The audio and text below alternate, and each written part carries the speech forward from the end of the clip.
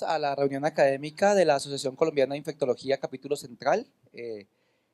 Les recuerdo que el tercer jueves de cada mes desarrollamos esta actividad académica y están todos cordialmente invitados. Siempre seguirnos en las redes sociales y poder inscribirse para que puedan acompañarnos. Les doy la bienvenida, muchas gracias por estar aquí pese al tráfico. Entonces, el día de hoy, pues la sesión vamos a tratar un tema que es muy importante no solo para nosotros los pediatras, sino en general para toda la salud pública.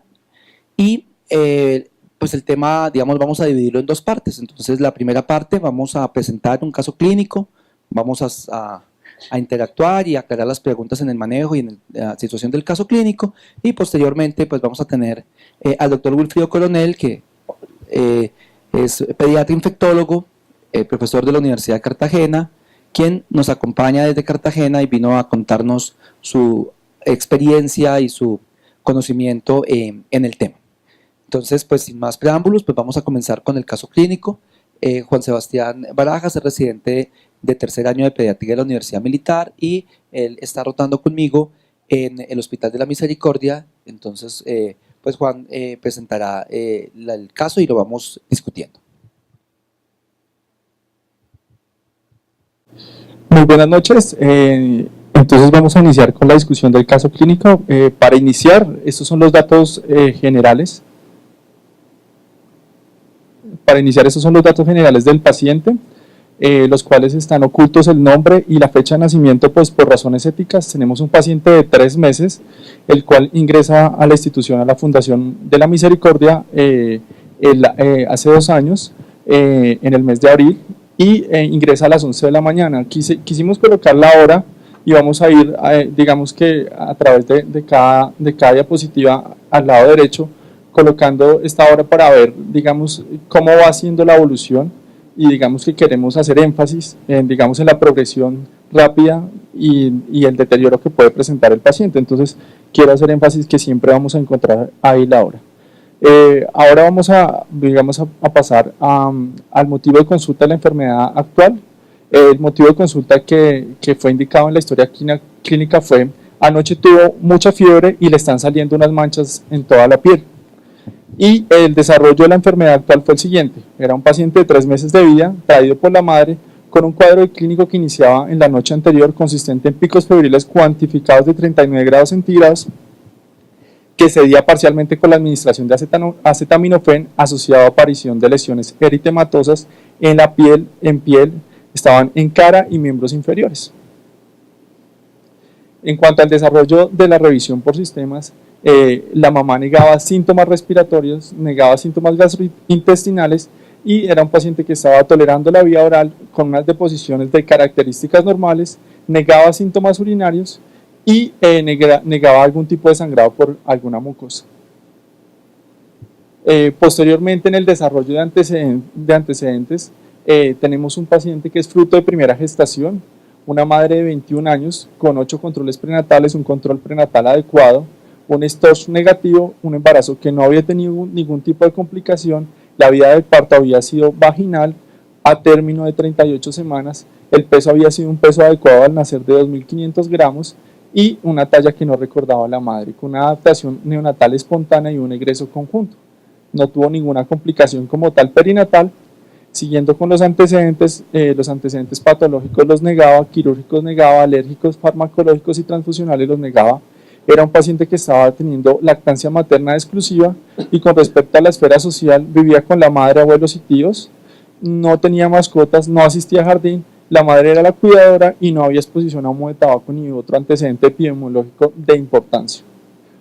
Aquí tenemos un esquema de carnet de vacunación del paciente. Era un paciente de 3 meses, el cual contaba con su vacunación completa: recién nacido, BCG, hepatitis B, la vacuna de 2 meses pentacombinada, polio, rotavirus, neumococo, y no tenía vacunas de 4 meses pues por la edad del paciente, ni ninguna vacuna adicional a la del PAI. Aquí tenemos el examen físico de ingreso del paciente. En el lado izquierdo de la diapositiva tenemos los signos vitales: una presión arterial de 97 sistólica y 41 de diastole, milímetros de mercurio, una presión arterial media de 60 milímetros de mercurio, una frecuencia cardíaca de 102 latidos por minuto, frecuencia respiratoria de 35 respiraciones por minuto y una temperatura de 37 grados, los cuales eran normales, en los percentiles normales para la edad, y la antropometría pesaba 6.8 kilogramos, talla de 60 centímetros y como ven no tenía ningún tipo de riesgo nutricional, era un peso y una talla adecuado para la edad.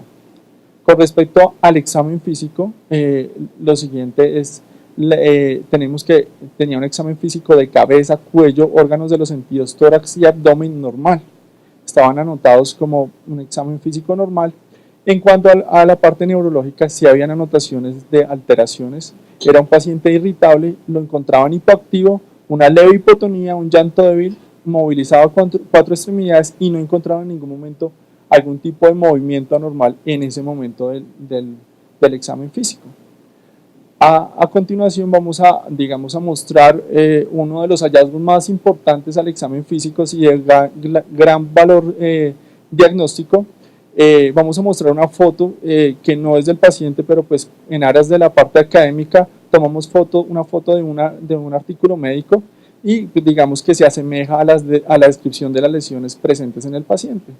Estas son la descripción de las lesiones, son muy similares a las descritas en la historia clínica, eran unas lesiones purpúricas, estaban descritas en mejillas, abdomen y miembros inferiores, como las que ustedes ven en este momento. Con esos datos clínicos se considera un abordaje clínico. Quisiéramos pues... Entonces, ¿qué diagnósticos en este momento consideran ustedes puede tener el paciente y cuál sería la conducta a seguir? Espontáneamente, no hay ningún problema. Pueden aquí, no es examen, para que no se duerman ahí, solo charla. ¿Qué abordaje clínico y qué diagnósticos consideran ustedes? Bueno, pues estamos ante un paciente lactante menor, 3 meses de edad, con ese cuadro clínico y pues la descripción del examen físico, pues inicialmente pues grande como un síndrome febril, que vamos a tratar de buscarle un foco, lo más probable un cuadro infeccioso. Ante los hallazgos neurológicos de un paciente irritable con hipotonía, la edad del paciente pues es adecuado pensar en que el paciente pudiera tener una neuroinfección. Y pues las lesiones de piel si tienen alguna característica de pensar en que esté cruzando con una meningococcemia, porque son unas lesiones típicas. Ok, entonces las lesiones son sugestivas de meningococcemia. ¿Cuál sería el manejo que consideran que se le debería dar a este paciente en este momento? Bueno, pues es un paciente que teniendo en cuenta pues ya los diagnósticos que tenemos, es un niño pues que pensando en una meningococcemia pues tenemos que cubrirlo y pues pensando en que tenemos que cubrir pues el foco infeccioso, pues iniciaríamos de entrada el cubrimiento con manejo teniendo en cuenta para cubrir el foco sobre todo el sistema nervioso central, iniciaríamos con ceftriaxona y pues podríamos incluso iniciarle vancomicina esperando pues como cubrimiento inicial, esperando pues cómo avanzan los laboratorios. Vamos a seguir con el caso, vamos a seguir viendo cuál fue la evolución. Pues recuerden que el diagnóstico diferencial de un niño con un cuadro séptico y con un cuadro neurológico a los 3 meses pues tiene que contemplar los agentes más frecuentes que son meningococo, como se comentó, pero también neumococo puede dar un cuadro similar. Entonces siempre es importante tener en cuenta el diagnóstico diferencial antes de que tengamos a otros exámenes y otras cosas en contemplar otros microorganismos. Y hay otros microorganismos que también pueden dar un cuadro de un síndrome purpúrico como en este caso. Vamos a continuar y vamos mirando. Bueno, después de conocer sus impresiones diagnósticas, vamos a conocer las que se tuvieron en el Hospital de la Misericordia. Quiero decir que esta fue, digamos, una extracción literal de la historia clínica. La consideración fue la siguiente: considerar un cuadro de aproximadamente 12 horas de evolución que inició con fiebre y posteriormente aparición de lesiones purpúricas en tronco, cara y extremidades.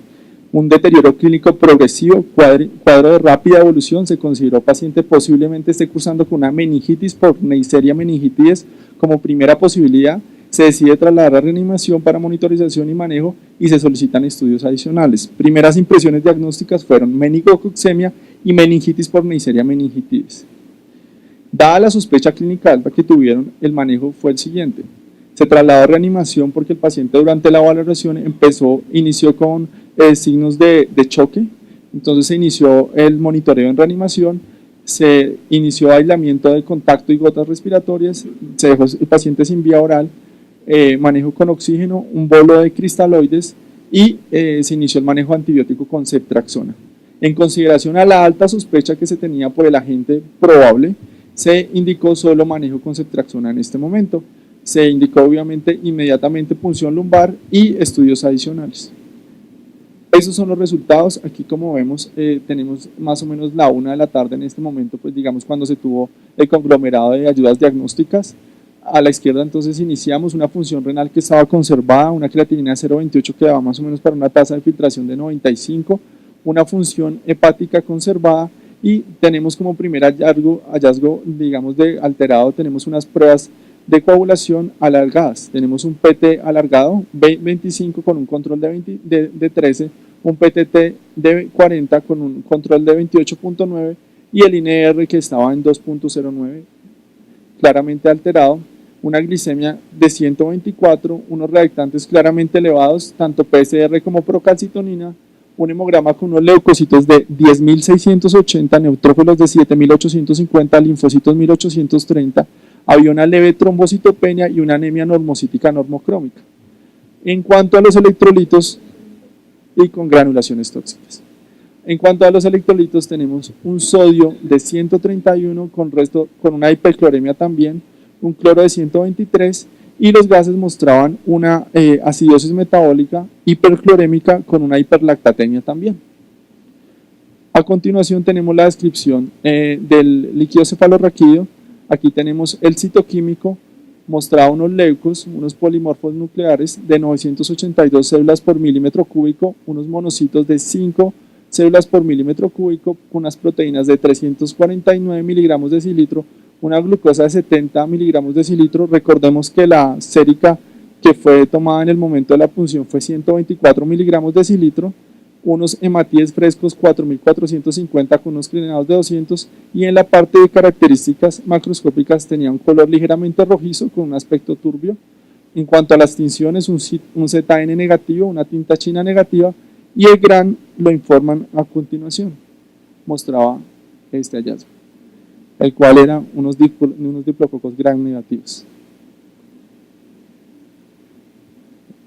En este momento entonces vemos que ya son las 6 de la tarde de ese mismo día, el paciente presenta un deterioro clínico y esto contaríamos, digamos que ya serían 7 horas de ingreso, pero vamos a ver el deterioro tan severo que tiene el paciente.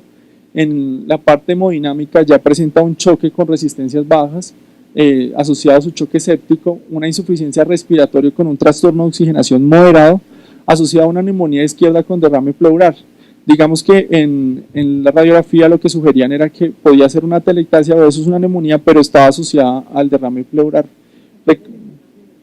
El antibiótico empezó a la hora de ingreso, más o menos estuvo administrado, fue inmediatamente. Ya tenía antibiótico.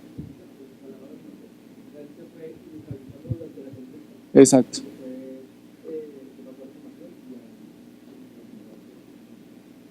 En cuanto a la parte renal, la función estaba conservada.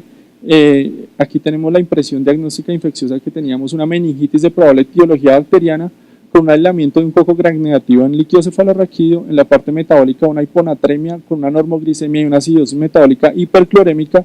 Tenía compromiso hematológico por una anemia normocítica, una coagulopatía dados los tiempos de coagulación alargados, trombocitopenia y una causa clara pues, de CID.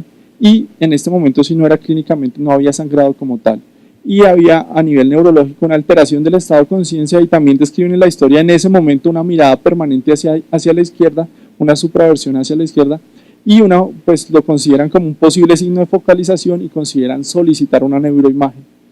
Entonces, con este consolidado ya a las 6 de la tarde con un paciente bastante comprometido, las indicaciones por cada sistema son de inicio de soporte vasopresor, inicio de soporte respiratorio, no requiere en ese momento inicio de soporte renal dialítico, continúa con su manejo con ceftriaxona, se inicia hidrocortisona en consideración a la hiponatremia, choque y considerando una posible insuficiencia suprarrenal. Previo al inicio de la hidrocortisona se toma cortisol y se inicia como tal, y a nivel hematológico, considerando la coagulopatía del paciente, se administra vitamina K y se inicia pues el seguimiento como tal de tiempos para, digamos, observar cuál es la progresión de la coagulopatía.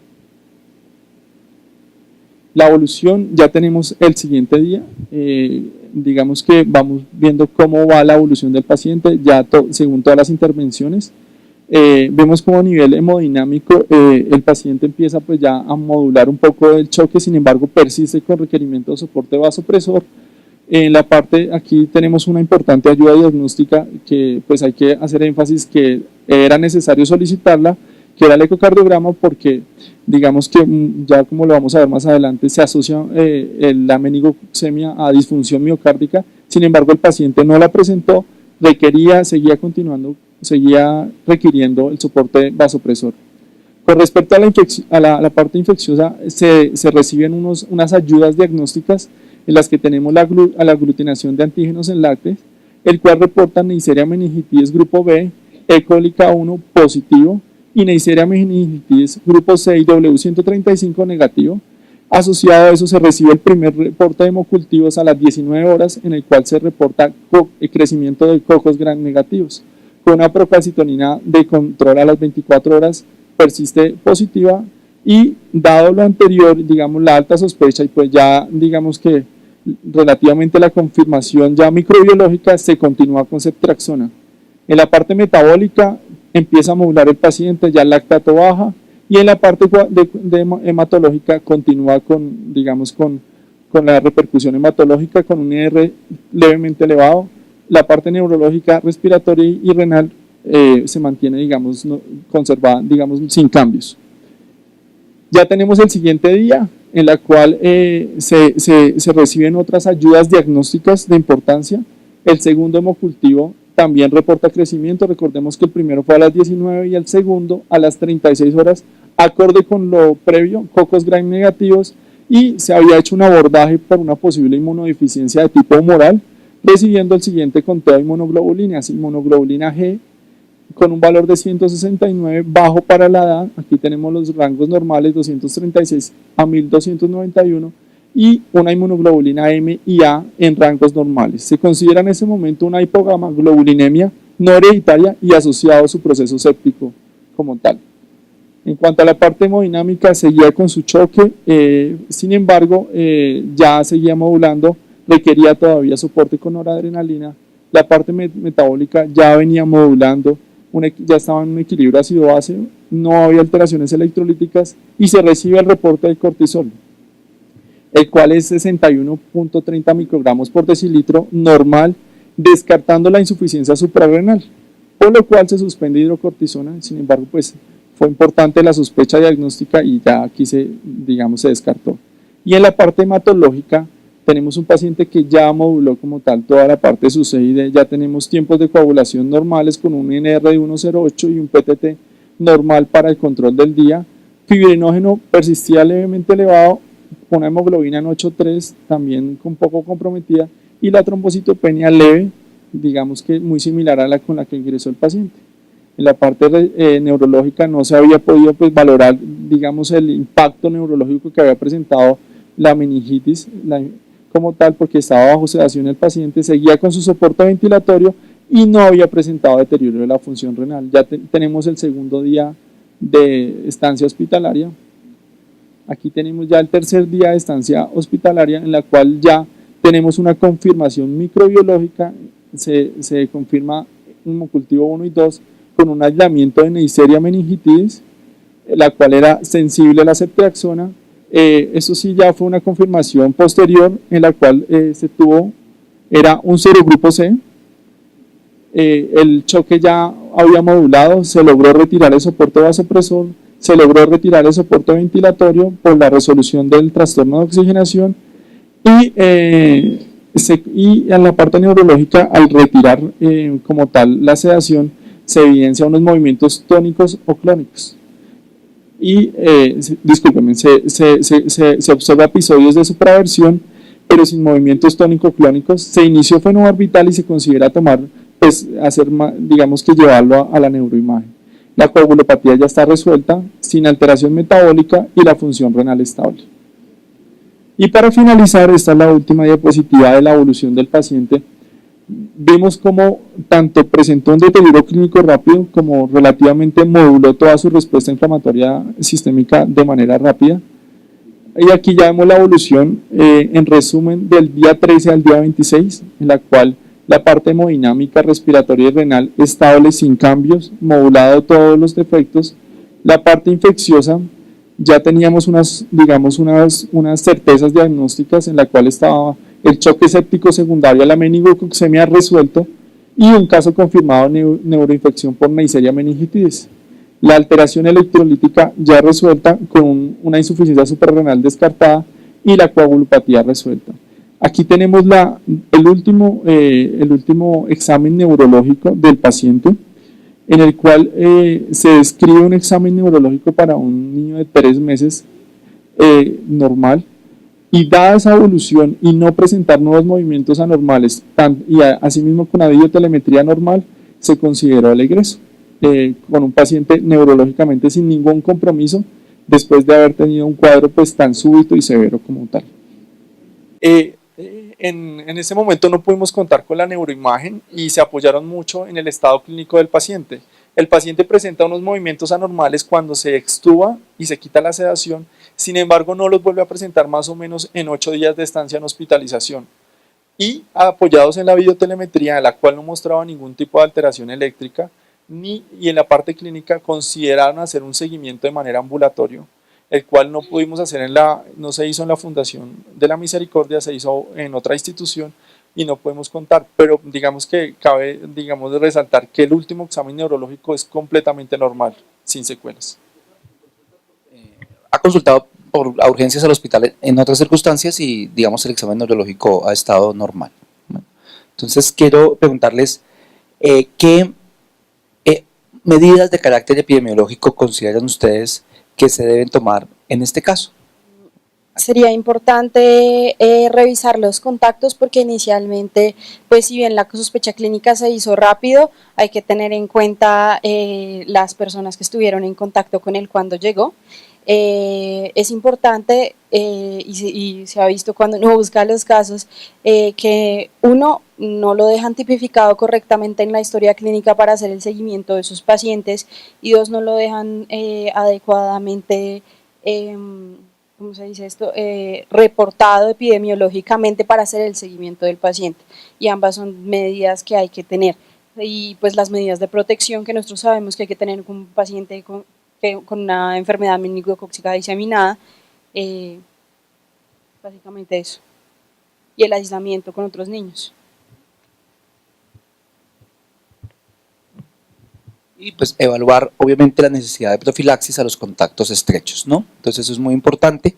Siempre que hay un caso de meningococcemia, entonces comienza el pánico, todo el mundo, el señor que le abrió la historia clínica, el señor que lo atendió, no, pues realmente ahora lo vamos a ver, pero es importante que tengan en cuenta eso de definir el término de contacto estrecho y definir la profilaxis a los contactos estrechos o a las personas que han tenido contacto directo con las secreciones que pues puede hacerse o con rifampicina o con ciprofloxacina o con ceftriaxona. Bueno, entonces es muy importante. Entonces, ese es un caso y esa es una historia de lo que vemos cuando vemos una enfermedad meningocócica. Entonces, en este paciente tuvimos una meningitis, una meningococcemia con meningitis, ¿sí? Uno puede tener solo meningococcemia, solo meningitis o meningitis con meningococcemia. Entonces, pues voy a darle la palabra a Wilfrido, no sin antes agradecerle su presencia. Sé que no es fácil. Wilfrido viene desde Cartagena y vino pues a acompañarnos esta noche. Yo quería que nos acompañara en esta reunión académica de los jueves de ASIN, y esta que hace unos meses ya sabíamos si estamos organizando, porque Wilfrido es una persona que tiene una gran experiencia en la enfermedad meningocócica y creo que todos pues, vamos a aprender de él y te agradezco, Wilfrido, tu apoyo y el haber podido venir. Listo. Bueno, primero que nada, pues agradecerles estar aquí hoy. Agradecerle pues a la parte de ASIN de Bogotá la invitación y a compartir con ustedes pues toda esta experiencia de meningo. Las fotos que ustedes van a ver son pacientes de Cartagena, ¿de acuerdo? Y de Cali, y de Medellín, y de Bogotá. Pero son pacientes estrictamente. Antes de eso quería compartirle algo que me acaban de escribir ahorita que venía en el auto. 6:59, ¿sí o no? 6:59. Ok, 6:59. Me está escribiendo la residente de medicina crítica de cuidados intensivos de adultos. Mire lo que me escribe. Vamos a ver si ustedes son capaces de decir. Quiero pedirte un favor grandísimo. Así está en las últimas. Es que atendí a un paciente hace 48 horas. ¿De acuerdo? El paciente tenía, miren lo que tenía, cefalea, poliartralgia, celulitis en codo, no rigidez de nuca, ¿de acuerdo? Solamente dolor articular, no ningún tipo de lesión. ¿Qué tiene? No sé, pero me acaban de decir algo que me alarma. ¿Qué creen ustedes que tiene el paciente? Ya le acabo de decir la historia clínica. Le vuelvo y le repito. Cefalea, poliartralgia, celulitis en codo, no rigidez de nuca, fiebre, ¿de acuerdo? Listo, es de la costa. Y listo, pero me acaban de mandar algo que me alarma y por eso te estoy llamando. ¿Qué creen ustedes que tiene? ¿Qué creen ustedes que tiene? Ok, entonces sigue diciendo. Estoy angustiada. ¿Por qué? Porque ayer empecé con fiebre. Tengo dolor articular y mi hijo está con fiebre. Y te mando el cultivo.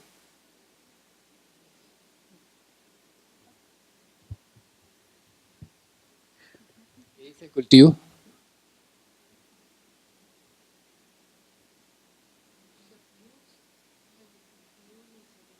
Neisseria meningitidis. Ahorita que ustedes me estaban viendo allá afuera, estaba contestándole qué es lo que tenía que hacer. Pero además de Neisseria meningitidis, le voy a decir qué más tiene, para que vean ustedes que la cosa no es tan sencilla. Pero además de eso, tiene serología INS1 positivo para dengue. O sea, tiene un dengue y además de eso tiene una meningococemia. Le van a hacer ahorita una punción lumbar.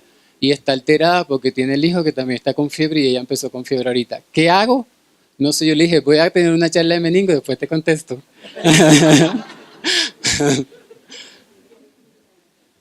Es en serio. ¿De acuerdo? Ok. Este es meningo cambiante e impredecible. ¿De acuerdo? Es un patógeno que es estrictamente humano, solamente le gusta a las personas, no le gusta a más nadie. Es un germen fascinante porque sabe cómo evadir, pero también sabe cómo sobrevivir. Es un meningo, es una microscopía electrónica y ustedes ven aquí los peeling, pero aquí donde está esto que son unas vesículas tiene una gran cantidad de toxina. Creo que el paciente que ustedes mostraron se salvó porque hizo meningitis, porque si no hubiese hecho meningitis, créanme que no lo estuvieran contando, ¿de acuerdo? Y ese meningo, así como el Haemophilus influenza y el neumococo, comparte la nasofaringe, ¿de acuerdo? Se pelean por la nasofaringe. Pero una diferencia del meningo es que les gusta un poco más a los adolescentes y a los adultos, y a Haemophilus les gustan un poco más los niños, o sea, 3, 4, 5 años, ¿de acuerdo? Entonces, este meningo, ¿sí? En la portación le gusta mucho más los adolescentes, por lo cual se porta casi a un 10 a un 24%, y los adultos empiezan a disminuir su portación.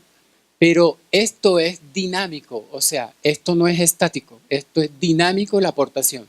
Yo puedo tener ahorita meningo y vengo de Cartagena. Y miren dónde están, o sea, ahorita me voy a pasear para allá. ¿De acuerdo? Pero esa aportación es dinámica. Yo ahorita puedo tener una carga menor o puedo tener un serogrupo C o un serogrupo B, ¿de acuerdo? O un clon diferente, pero esta aportación es cambiante y algunos pacientes pueden durar hasta 21 meses portando el meningo, otros pueden ser 3 meses, otros pueden ser muy corta duración, y esas son las cepas más virulentas cuando se portan muy corto tiempo y que se las pasa uno, así como las de Cartagena. Entonces yo ahorita llego, se las dejo a usted y me voy, ¿de acuerdo? Es así. Sin embargo, las personas sanas son las que portan las cepas más virulentas. Uno le tiene miedo a los pacientes que fallecen por meningo, que nadie los quiere tocar. ¿De acuerdo? Nadie los quiere tocar. Y resulta que esos son los que menos transmiten el meningo. Es que la persona sana que quedó con la cepa que le pasó a ese sí es el problema. ¿De acuerdo? Que es el que hay que tenerle. Entonces, los adolescentes son los que portan más las cepas virulentas. Por eso son una estrategia de vacunación. Adolescentes y adultos jóvenes, ¿de acuerdo? Entonces, por ejemplo, nuevamente les recuerdo, todos los pacientes que ustedes van a ver son pacientes con meningo de Cartagena, de Cali, de Medellín, ¿de acuerdo? Y de Bogotá. Este es el primer paciente, es un paciente de Cartagena, de raza negra, ojos azules. No, no soy yo. Este es un paciente con un síndrome de Waardenburg, ¿de acuerdo? No tiene el mechón blanco, pero ahorita van a ver ustedes su familia que sí lo tiene. No tiene trastorno a nivel del complemento, pero así como está, llegó así como lo ven ustedes. Y llegó por artromialgia, dolor muscular solamente y fiebre. ¿De acuerdo? Ok, a las 2 horas aquí está el paciente. A las 4 horas no hay paciente. Falleció a las 5 horas de haber ingresado a urgencia. ¿De acuerdo? Que fue un serogrupo B. Entonces, este paciente... De acuerdo, este paciente tenía esta familia, miren, esta familia. A todos los estudiamos, 2 llegaron con un síndrome febril, de acuerdo, pero ninguno tuvo una meningococemia o meningitis. Este paciente, menos del 2% de los casos que hacen enfermedad meningocócica invasiva vienen de este paciente. Los otros que sí hacen vienen de las personas sanas, ¿de acuerdo? Esa cepa que se pasó, ese es el que hay que tenerle cuidado. Esto para mostrarle que los factores de riesgo son supremamente importantes. Si ahorita ustedes les van a hacer fiestas o algo así, no, ahorita todo el mundo va para su casa. Ok. Entonces, si hay hacinamiento, por ejemplo, conciertos o viajes donde usted comparta con mucha gente, ojo con eso. Pero miren los microbiólogos cuánto tienen, casi 25 veces más que cualquier otra persona. Los pacientes con VIH, pero en sí las personas sanas son las que más tienen enfermedad meningocócica. Pero los adolescentes es un gran problema. Entonces, el meningococo está así tranquilo y portándose en su nasofaringe. Si yo le hago ahorita un cultivo a ustedes, el 10 al 20% tiene meningo en la nasofaringe, que lo tiene allí, así como ya, así. Nadie sabe si está o no está. Pero resulta que este meningococo uno no sabe qué pasa, se despolariza, invade o infecta a otro paciente. Eso no lo sabemos. Es una dinámica que no se conoce mucho. Algunos dicen que es factor del huésped, otro es factor de la cepa, otro que es ambiente, ¿de acuerdo? Pero entonces este meningo que estaba así, uno no sabe en qué hace y se transforma de esta manera. Y de esta manera te puede hacer lo que vos quieras, ¿de acuerdo? Y entonces eso es ahora lo que es clínicamente cambiante del meningo. Entonces, si yo les pongo este contexto y se los acabo de mostrar ahorita con un caso, ¿de acuerdo? ¿Qué se imaginan ustedes que este paciente que tiene fiebre, mialgia, anorexia, náuseas, vómito y diarrea tiene un meningo? No, tiene una influenza, tiene un chikungunya, tiene un dengue, tiene una leptospira, una hepatitis A, lo que vos quieras. Nunca vas a pensar que tiene un meningo, ¿de acuerdo? Pero por eso necesitamos estos espacios para que ustedes empiecen a aprender sobre las cosas cambiantes de las patologías. ¿Me ibas a preguntar algo? Sí. Teniendo en cuenta que la incidencia de meningococo es más común en pacientes inmunocomprometidos. No, es en pacientes sanos. Sí, pero digamos, por ejemplo, los VIH-Sida, AC24, AC60. Tienen un riesgo mayor, tienen un riesgo pero no mayor. es que sea más frecuente allí. Sí. bueno, que los pacientes inmunocomprometidos tienen un riesgo mayor de meningococo y tienen un riesgo mayor de meningococcemia, porque la clínica es tan florida a pesar de que tengan un inmunocompromiso severo. La clínica es tan florida. No, O sea, al hay contrario. síntomas generales, hay fiebre, Ok, es hay una síntomas respuesta de inflamatorios a pesar de que estén en un inmunocompromiso, es mi pregunta. Eso depende de la carga de la toxina, ¿de acuerdo? Por eso decíamos que en el caso de ustedes se salvó porque hizo meningitis. Eso quiere decir que la carga de toxina no era tan grande, porque cuando vos tienes una carga de toxina por encima de 10 a la 3 unidades formadoras de colonias de toxina, bloqueas toda la respuesta inmune celular y por eso no haces muchos datos de respuesta inmunológica. Entonces es preocupante cuando vos tengas un paciente con meningococcemia y no haga meningitis, preocúpate. O que no haga leucocitosis, preocúpate, ¿de acuerdo? Pero cuando tiene toda la manifestación es mejor, ¿de acuerdo? Se salvan más. Pero eso tiene que ver con la carga de toxina del meningo. Ok, entonces nuevamente les muestro y miren, fiebre, mialgia, anorexia, náusea, vómito y diarrea. Esto es lo que ahora ustedes tienen que pensar cómo se presenta un meningo. No les estoy mencionando ni rigidez de nuca, ni ras, ni nada. Es así como se los estoy mostrando ahorita. Esto es probablemente un meningo. Y esto empezó a cambiar. Entonces, esto que ya estábamos encontrando antes de todas las manifestaciones neurológicas, realmente en estos momentos están siendo manifestaciones tardías. Este ras hemorrágico, purpúrico, rigidez de nuca, alteración del estado de conciencia, es una presentación tardía. Y ustedes vieron que este paciente en menos de 12 horas tenía un ras. Eso es de muy mal pronóstico, pero es una presentación tardía. Esto es lo que estamos viendo como representación temprana. Dolor en extremidades inferiores y frialdad. Alteración del llenado capilar. Pero imagínense cuántas cosas no pueden producir eso. Entonces vos tienes que haber visto un caso de meningo para que lo puedas decir y pensar. Acuérdense, los pacientes se enferman de lo que el médico sabe. Si nunca has visto un caso de meningo, ni por ahí se te va a pasar. ¿De acuerdo? Entonces, lo que dijo Germán, se puede presentar como meningitis y esto es la de mejor pronóstico, o puede haber meningococcemia fulminante que tiene realmente alta mortalidad con choque o sin choque, o puedes tener meningococcemia con meningitis y estos pacientes se salvan más porque hacen meningitis. Pero puedes tener una presentación totalmente atípica y eso es lo que estamos viendo en este momento. Este es un paciente de ustedes del 2017, de noviembre, iba a cumplir apenas 28 días de nacido. La mamá lo llevó porque tenía fiebre y secreción ocular, no más. Conjuntivitis y fiebre. ¿Saben por qué lo hospitalizaron? Porque tenía fiebre y era un neonato. Y lo ingresaron a la unidad de cuidado intensivo de neonato por cesión natal tardía. Le hicieron hemocultivos, punción lumbar y a las 24 horas tienes este paciente. Miren la lesión que aparece allí. Miren la lesión que aparece allí. Hemocultivos positivo y punción lumbar positiva. Tuvo una meningococcemia y además de eso hizo meningitis. Se salvó porque hizo meningitis. Fue un serogrupo C del tunal de ustedes. ¿De acuerdo? Ahora miren este paciente. 3 años, ¿de acuerdo? Alzas térmicas, odinofagia. Miren la fecha. 9 de enero del 2018. Se los voy a pasar así como rápido.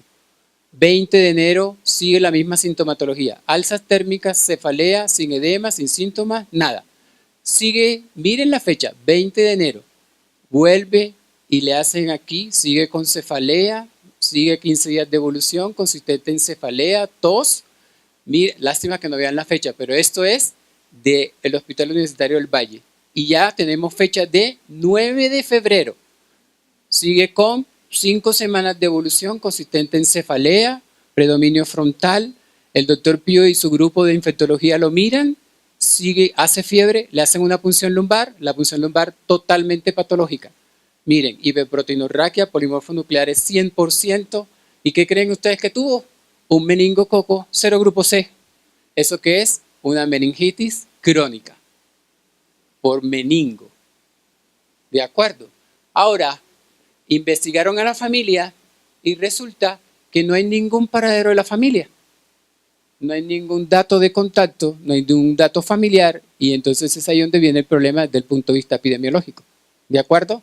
pero es una meningitis crónica, más de 5 semanas de evolución. Entonces, esta es la presentación también como neumonía, la artritis, ¿de acuerdo? Y ahora esta presentación como diarrea. Esto fue en el brote de Chile, donde la mayoría de los pacientes presentaron diarrea. Miren, náuseas y vómito y diarrea. Y miren cuánto presentaron rigidez de nuca, menos del 15%. Pero miren que la diarrea fue totalmente significativo. ¿Vos crees que vas a pensar en un paciente con fiebre, dolor abdominal, artromialgia y diarrea que tiene un meningo? Nunca. Pero esto lo publicaron los ingleses, también con presentación de diarrea. Todos los 8 casos que tuvieron, 4 fallecieron y todos tuvieron cuadro gastrointestinal. Ahora miren, 38 años, Cali con Fandi, ¿de acuerdo? Sí, fecha de este año. Ahora miren, paciente con una evolución que tiene asociado náuseas, episodios de mesis y diarrea, sin moco, sin sangre. Sigue y miren el hemograma, tiene leucos 20.000. Por los leucos en 20.000, la médico de urgencia le formula ceftriaxona. Mírenlo, leucocitosis elevada y le formula ceftriaxona. La paciente sigue con diarrea. Diarrea, medicina interna le iba a dar de alta porque tenía una gastroenteritis viral. Pero la paciente la revisan y aquí miren lo que aparece. Rigidez de nuca, ¿de acuerdo? Y le hacen una punción lumbar. Miren la punción lumbar. Glucosa 19, proteína 110. Miren los leucos, 7.900 leucos, polimorfos 100%. Cuadro intestinal con una meningitis, ¿de acuerdo?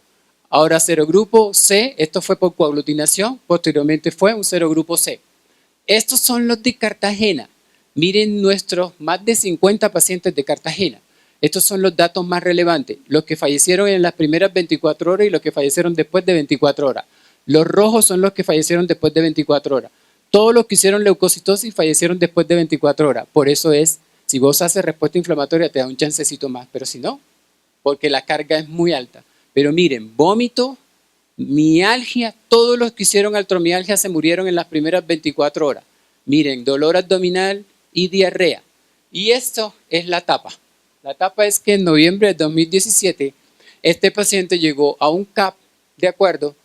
Porque tenía un cuadro gastrointestinal el día anterior. Llegó ese día y la enfermera le puso un diclofenaco. Esas eran las vueltas en que el diclofenaco mataba, ¿sí o no? Entonces aquí en las redes sociales pusieron, murió porque le pusieron una ampolla de diclofenaco. Llegó y a la hora falleció. ¿Saben por qué supimos qué pasó? Porque este paciente lo atendió la médica que está conmigo en estudios de meningo, se llama la doctora Cindy Arteta. Lo recibió y miren el cuadro. El día anterior consultó por un cuadro febril asociado a vómito y deposiciones diarreicas, pero tenía una semana de deposiciones diarreicas. Falleció a la hora de estar en el CAP. Este es el paciente. Le tomamos los cultivos, nosotros tomamos los cultivos, le hicimos la punción lumbar, ya después de muerto, porque lo puedes hacer, ¿de acuerdo? Miren. Neisseria, miren el gran diplococo gram negativo. Lo mandamos al instituto serogrupo B. A diferencia de ustedes, nosotros tenemos serogrupo B, ¿de acuerdo?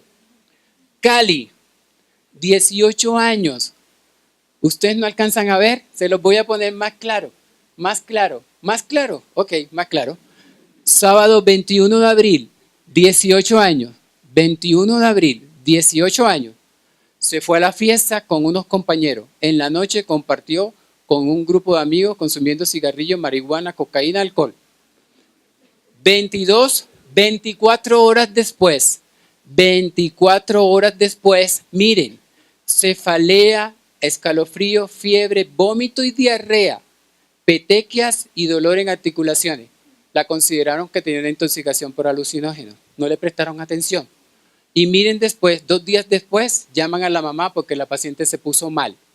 ¿Ustedes le van a dar comida aquí a ellos? Sí. ¿Sí? ¿Van a tener comida aquí? Allá. ¡Uy! No, perdón. Ok, les voy a mostrar la paciente. Ok. Es porque las imágenes son impactantes. La paciente falleció a las 48 horas. Les voy a mostrar las imágenes. Paciente de 18 años de Cali. Miren Miren las manos, lástima que no tiene tanta resolución pero miren las manos, miren los pies, miren los pies, miren las manos, esta es la izquierda, esta es la derecha, miren la paciente, miren la paciente, miren la paciente, miren la paciente, miren la paciente, miren la paciente, no hay paciente, falleció a las 48 horas, es un meningo, ¿qué le creció? Meningococo 0 grupo C. 48 horas, ¿de acuerdo? Entonces, estas son otras condiciones, por eso les dije, ¿ustedes les van a dar comida hoy? Bueno, eso es la cárcel de Bucaramanga, esa es la cárcel de Bucaramanga, donde hubo un brote a final del 2017 y principios del 2018. Otras condiciones, baja humedad, polvo, hacinamiento, esta es Cartagena, esta es la zona turística donde ustedes se bajan, pero esta es la que nosotros arandeamos todos los días. Esto es donde vamos todos los días, donde hay mayor cantidad de casos de meningo en Cartagena. Esto es la zona donde está en Cartagena. Entonces, eso predispone más a tener también meningo. Miren que en Cartagena no había meningo, no había meningo, no había meningo. Y ahora hay meningo, hay meningo, hay meningo, hay meningo, hay meningo por todos lados, con una tasa mayor de 30 por 100.000 en algunas zonas. ¿De acuerdo? Miren, eso es más en épocas lluviosas que en épocas secas. Miren, más del 50% falleció en las primeras 24 horas. Pero además de eso hay otras coinfecciones. Ojo con esto ahorita. Influenza. Acuérdense que tenemos influenza cepa pandémica ahorita. ¿De acuerdo? Entonces, miren la coinfección. Influenza y posteriormente meningo. Sí. Cali, 2 meses, 25 de noviembre del 2017. Miren, 2 meses, ingresó por fiebre y cuadro de probablemente bronquiolitis. ¿Qué le hicieron? Miren, influenza tipo A positivo. Lo vio nuestro compañero de infectología en el Club Noel. No seguía bien, seguía con fiebre, le hicieron una procalcitonina de unos hemocultivos y los hemocultivos positivos le hicieron un FilmArray positivo para Neisseria meningitidis, asociada con influenza tipo A.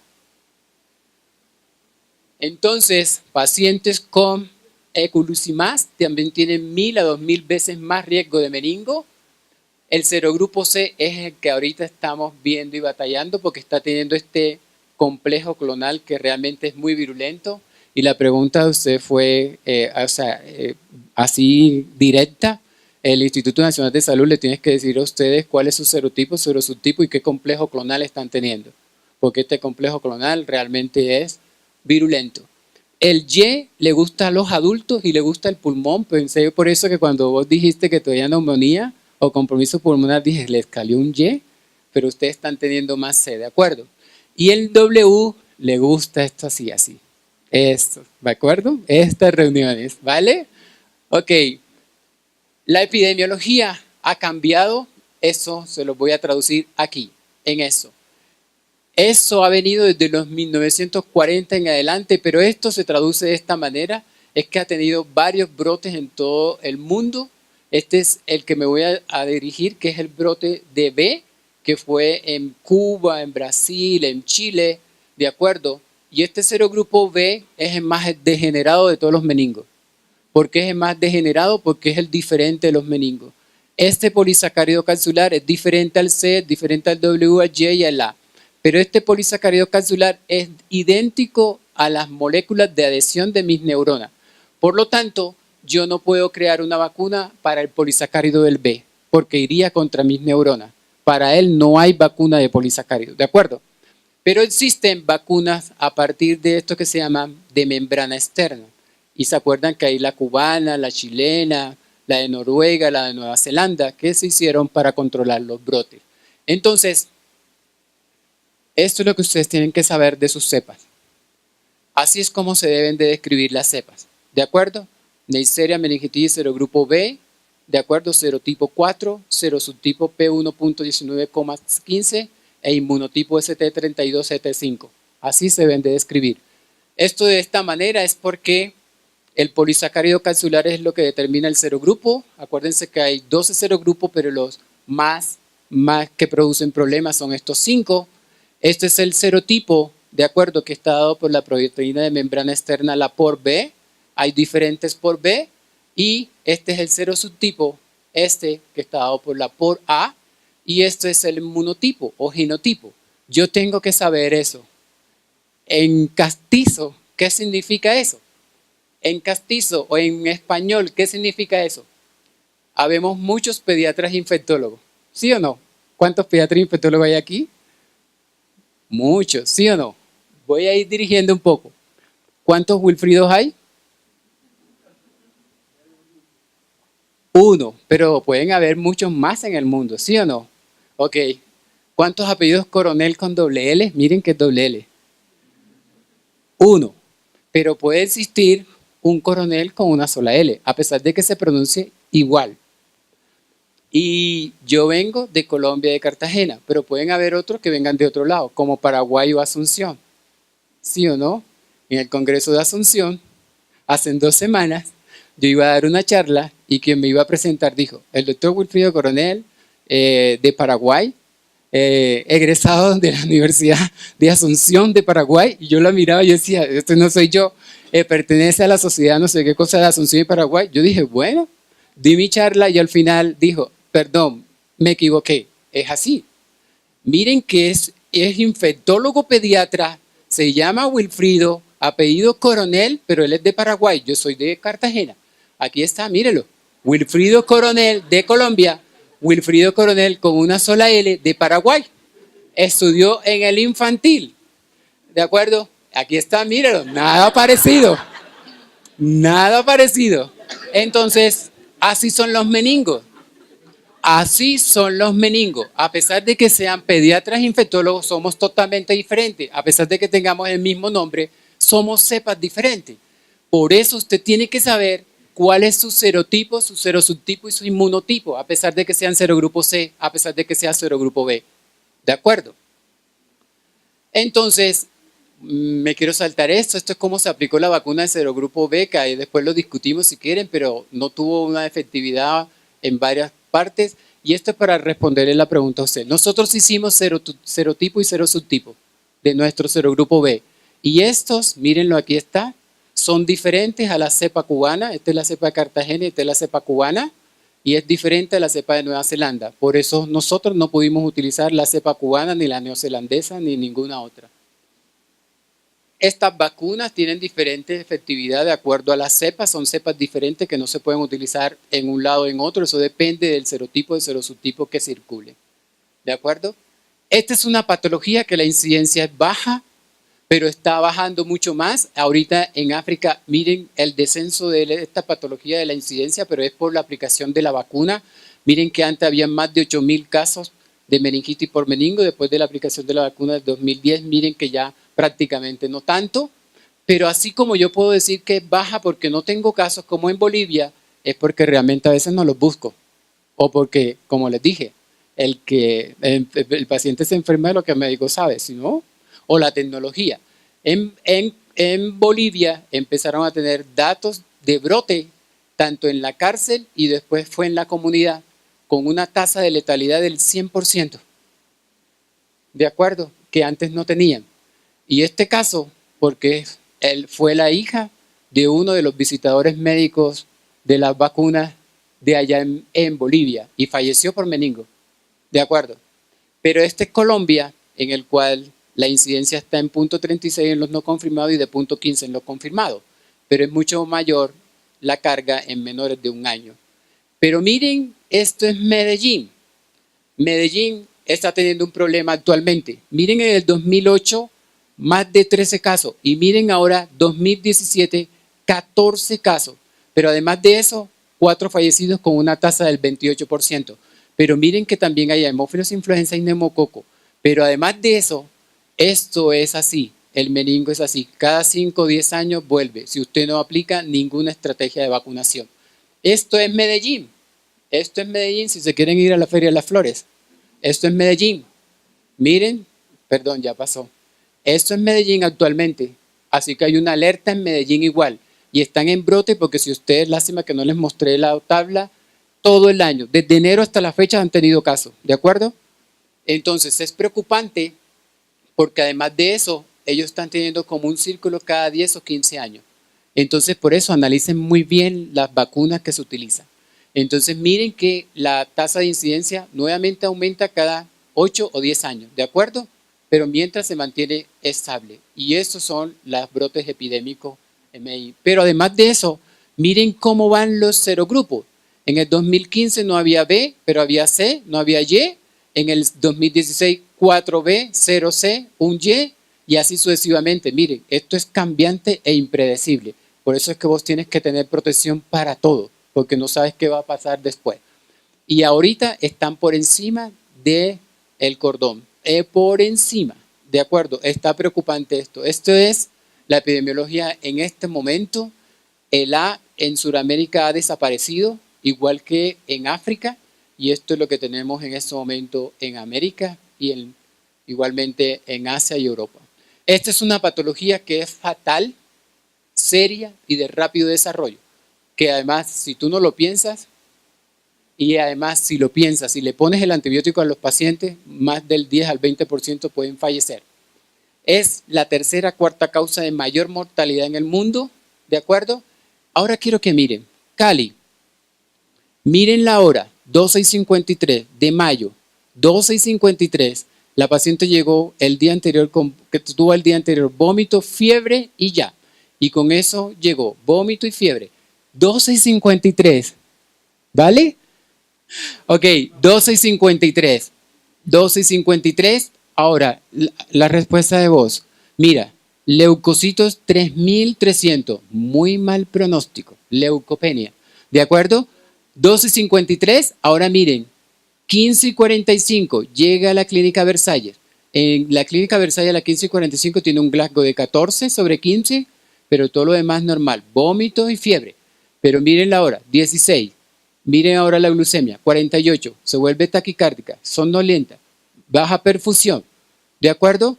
Y miren ahora, 16:57, Glasgow de 8, en menos de 3 horas. La intuban, le ponen soporte vasopresor, la remiten a la Fundación Bayer Lilly, llega a las 6:15 y a las 6:20 y 30 fallece. En menos de 4 horas. Vos puedes hacer lo que quieras, pero en menos de 4 horas no tienes paciente, ¿de acuerdo? Entonces, ¿qué le creció? Un serogrupo C. Es lo que más predomina en este momento. Estos son de nuestros pacientes, 1 año de edad, 4 horas de fallecido, nada, no hay paciente. Miren, paciente no alcanzó ni siquiera a llegar al hospital de nosotros, la tuvimos que ir a buscar a un CAP, nada, no hay paciente. 3 horas, no hay paciente, ¿de acuerdo? Pero además de eso, que es fatal, esta paciente no se salvó. Miren, 1 año, esta es la cronología. Miren cómo va progresando esto, hasta llevar a la amputación. Amputada con injerto en rodilla, en abdomen, amputación de los dedos, se salvó. 5 a 20% de los pacientes que sobreviven tienen secuela, ¿de acuerdo? Pero además de eso, miren, amputación de los dedos por serogrupo C. Pero además de eso, meningitis y daño neurológico. Por eso necesitamos que realmente todo el mundo esté activado en esto, recargado en esto, ¿de acuerdo? Con una vigilancia súper en esto. Pero además de eso, hagan gala de todo lo que puedan hacer por obtener este bicho. ¿Por qué? Porque implica una estrategia desde el punto de vista epidemiológico. Entonces, utilizar más la PCR para ustedes es mucho más fácil, porfa, mandar al instituto la PCR para que hagan PCR, porque miren, este es un paciente de 38 años que llegó con un accidente cerebrovascular a la unidad de cuidados intensivos de adulto y pensaba en una meningitis. ¿Saben por qué sospechamos que tenía un meningo? Miren, ¿lo están viendo? ¿En dónde? ¿Lo están viendo? Estas lesiones en las plantas de los pies. ¿Ustedes creen que es un meningo? Puede ser cualquier cosa. Hasta un hongo. Miren esta lesión. Tomamos muestra de la lesión, tomamos líquido cefalorraquídeo y hemocultivo y enviamos. Miren, le hicieron PCR, en 48 horas tuvimos el resultado. Gen CTR y SIN-D para meningo serogrupo B. Mientras tuvimos todos los cultivos negativos, ¿de acuerdo? Por PCR pudimos hacer todos los diagnósticos. Pero además de eso, ya ahorita montamos multiloco sequence typing para poder saber serotipo y serosubtipo. Entre el próximo les voy a decir las cosas. Pero miren, esta paciente ni siquiera alcanzamos a nada. ¿Y qué tuvimos que hacer? Una autopsia. Se le hizo la autopsia y se encontró un síndrome de Waterhouse-Friderichsen compatible con Neisseria meningitidis en los cultivos posterior a autopsia. Este es el panorama actual en Colombia. Está aumentando a hemófilo, a meningo, neumo, ¿de acuerdo? Todos están por encima del promedio en meningitis. Estos son los meningos actualmente en Colombia, en el cual sigue el B un poquito predominando, después el C y después el Y, pero esta publicación del 2018 implica que hay C, Y, W y B. Eso es de transcripción de la misma página, así que está errada, pero hay C, Y, W y B, ¿de acuerdo? Afectado más los menores de 1 año, siguen los de 15 a 29 y posteriormente los de 30 a 49 años. Eso es lo que está actualmente en Colombia. Hay brote en Bolívar, en el cual primero tuvimos B hasta el 2017, después cambiamos a C en el 2017 al 2017, de 16 al 17 y ahorita en el 2018 tenemos B nuevamente. Bogotá y Boyacá sigue teniendo C, Meta, Caquetá sigue teniendo C, Buenaventura C, Santander C, Valledupar C, Medellín B, C y Y, W y Cali C ahorita en el 2018. Entonces necesitamos una herramienta para esto porque todos los grupos etarios están afectados. Estas son el pipeline de las vacunas de meningo, desde las polisacáridas hasta las conjugadas, monovalente, polivalente y recombinante y de vesículas de membrana. La vacunación es la estrategia que es para esta patología. Acuérdense que hay vacunas no conjugadas como las polisacáridas que son poco inmunogénicas en lactantes, ahí por respuesta, y se acuerdan que el serogrupo B es poco inmunogénico, por lo tanto no hay vacuna a partir de su polisacárido. Estas vacunas de polisacárido, acuérdense que no inducen memoria inmunológica adecuada, no incrementan igualmente la respuesta en refuerzo y acuérdense que tiene una menor actividad funcional. Pero eso aparece en las vacunas conjugadas, en la cual yo tomo esta Neisseria, tengo este polisacárido capsular y se lo uno a una proteína transportadora para obtener una vacuna conjugada. Estas vacunas conjugadas sí son mejores en menores de 2 años, inducen memoria inmunológica, mejor la respuesta de booster, igualmente mayor afinidad. Entonces estas son las vacunas conjugadas, estos son los polisacáridos del A, el del B, el del C, el del Y y el del W.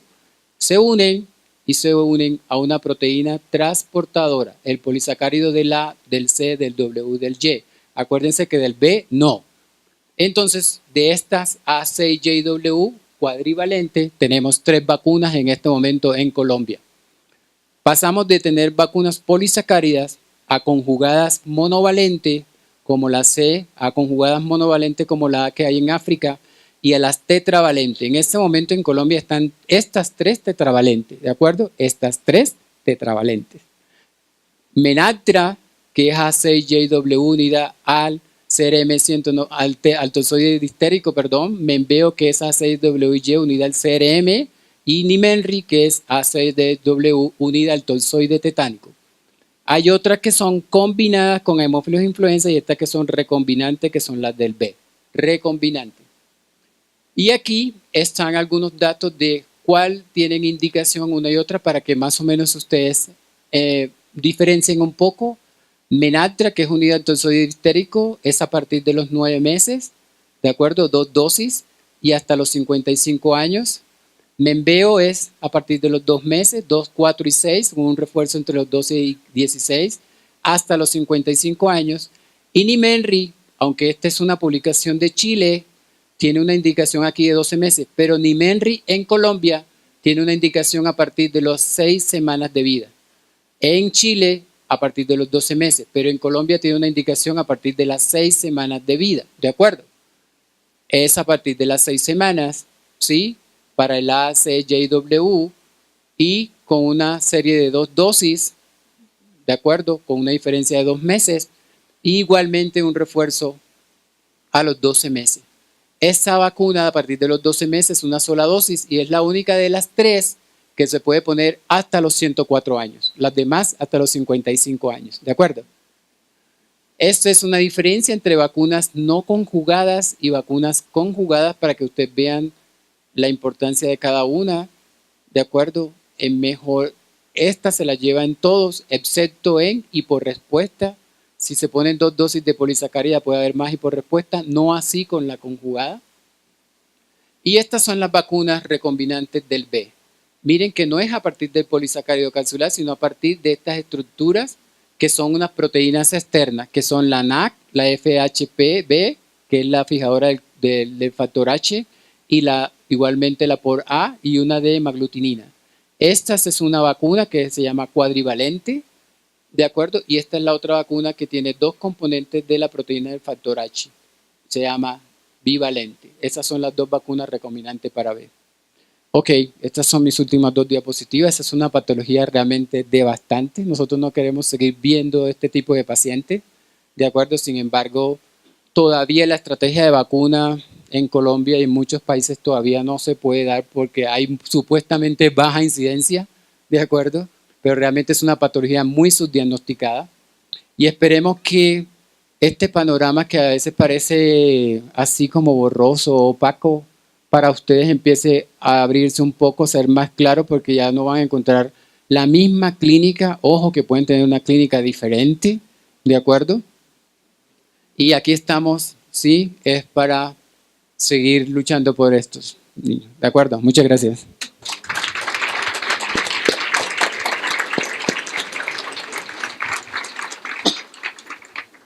Bueno, muchísimas gracias, Wilfrido, muchísimas gracias por la compañía.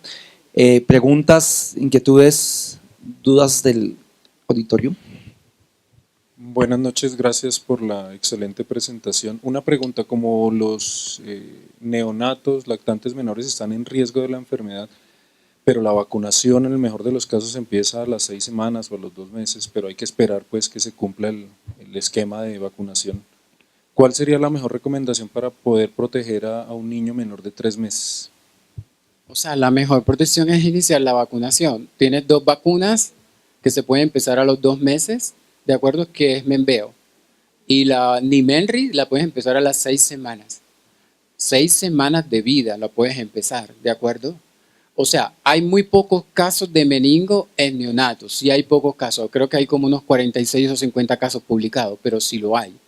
En unas zonas endémicas con brotes epidémicos, como por ejemplo nosotros, que tenemos casos cada vez en menor edad, tendríamos que estar pensándolo.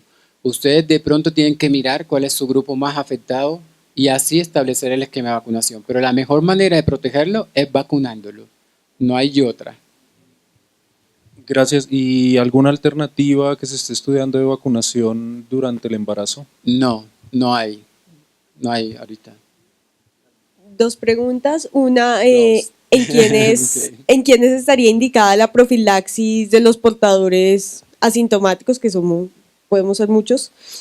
Y 2, si hay algún enfoque diferencial respecto a la profilaxis en las poblaciones que se ha visto mayor prevalencia de portabilidad del meningococo.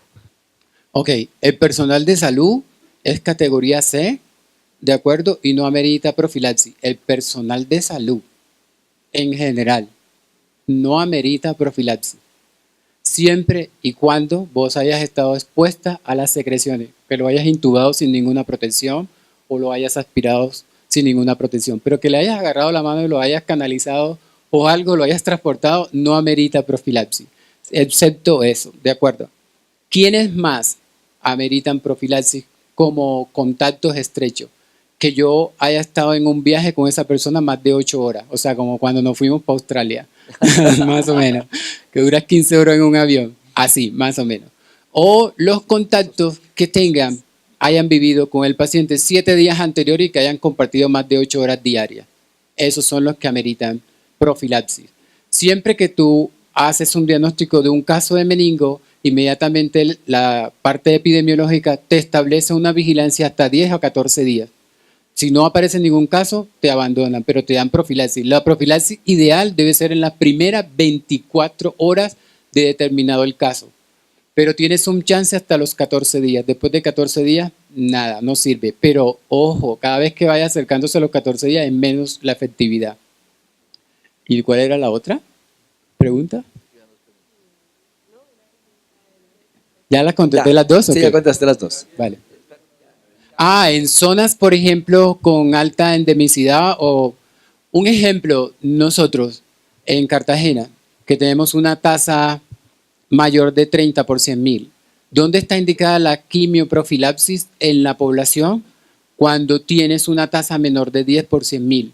Porque cuando tienes una tasa por encima de 10 por 100.000, tienes que usar vacunación para bloquear el brote. ¿De acuerdo? ¿Es necesario a todos los pacientes con infección por meningococo estudiar inmunodeficiencias? Específicamente el complemento. O sea, no necesariamente, pero si tú tienes un paciente con un déficit de complemento, tienes casi 1.000 a 2.000 veces más el chance de que sí. Pero no es que esté indicada hacer estudios de complemento.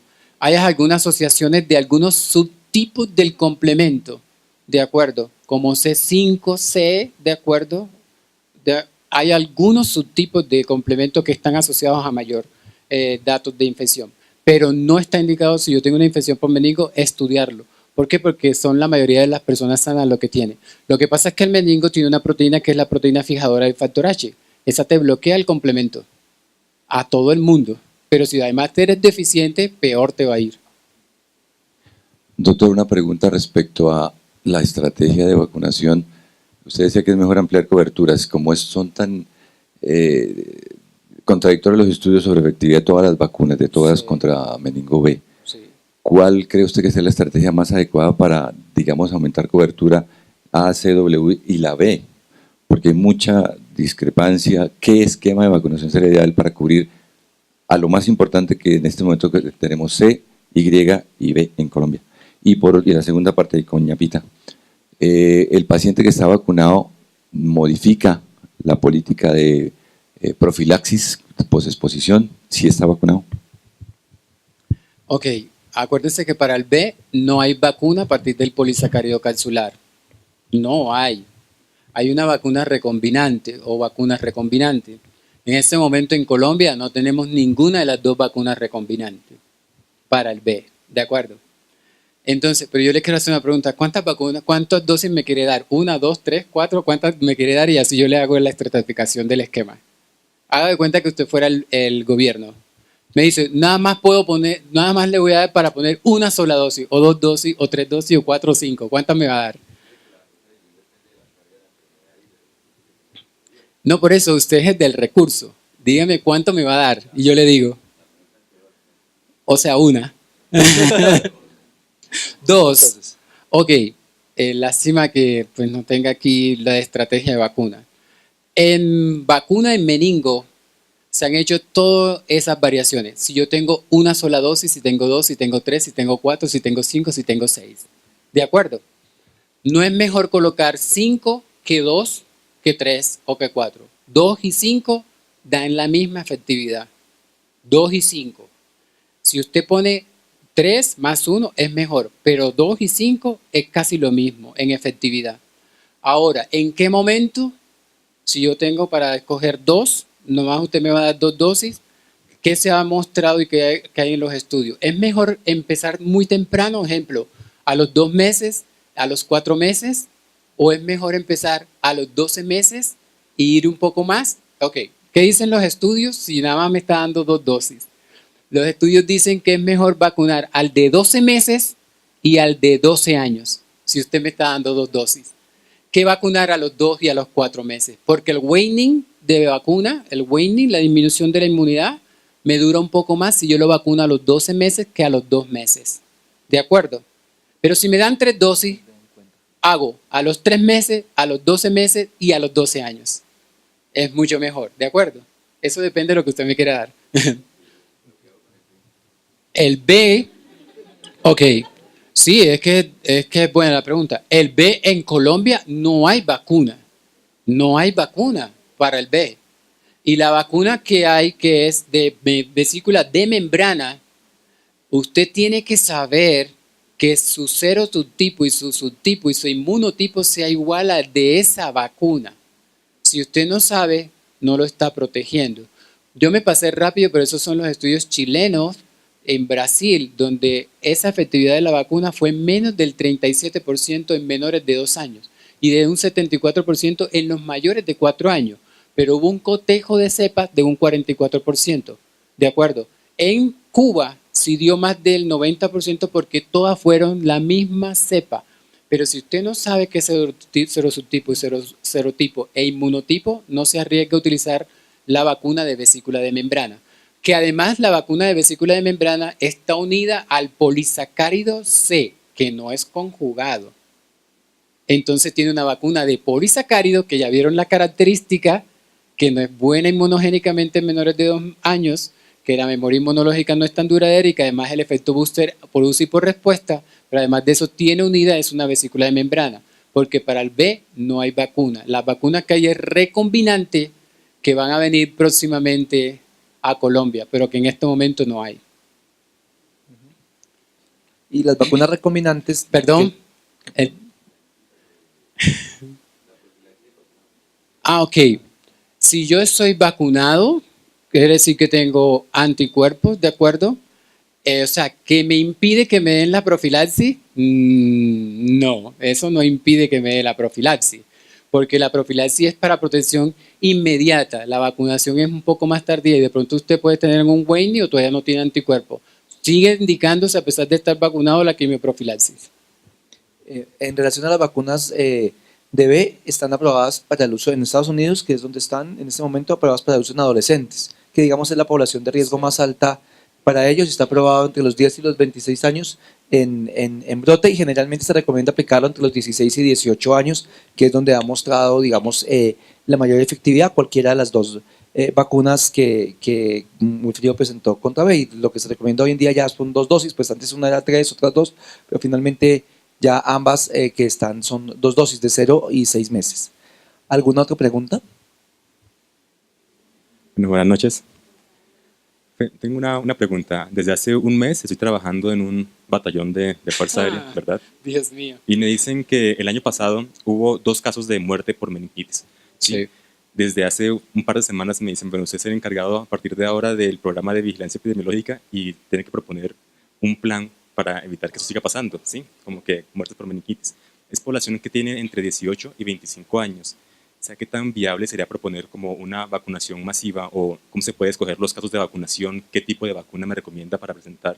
Okay. Es como una pregunta. Ok, cuando vos ingresas por primera vez, o sea, los primíparos que ingresan tienen mayor riesgo de tener la enfermedad meningocócica invasiva, porque ya los que están siendo portadores y tienen menos posibilidad de hacerlo.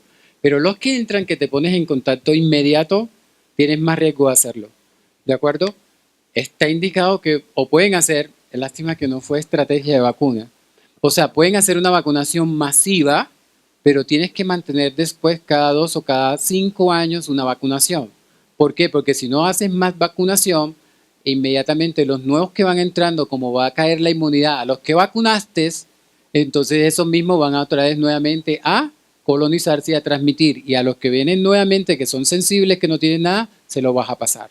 Entonces es una vacunación masiva y cada 2 o cada 5 años haces, como decir, un catch-up, ¿de acuerdo? Para mantener igualmente la inmunidad y que se eviten las epidemias o los brotes. Entre 18 y 25 años, la mejor estrategia es una cuadrivalente. Cuadrivalente, cualquiera de las que mencioné. Cuadrivalente, ACJW, unida al tozoide histérico, al tetánico o al CRM 197, o sea, Amenatra, Menveo o Nimenri, cualquiera. Una sola dosis. Listo. Bueno, muchísimas gracias a todos por su asistencia. Es para nosotros un placer que nos hubieran acompañado.